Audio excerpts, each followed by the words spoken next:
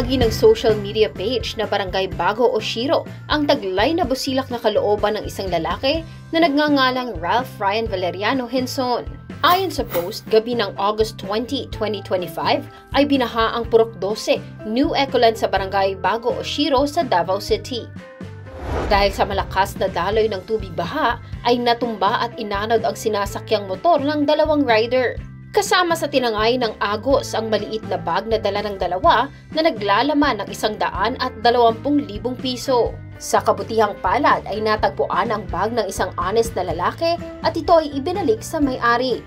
Umani ng paghanga ang lalaki mula sa mga netizen dahil sa kanyang ginawa. At maging ang Good Morning Kuya ay saludo sa ipinamalas na natatanging katapatan ni Ralph Ryan Valeriano Henson na talagang masasabi nating something good.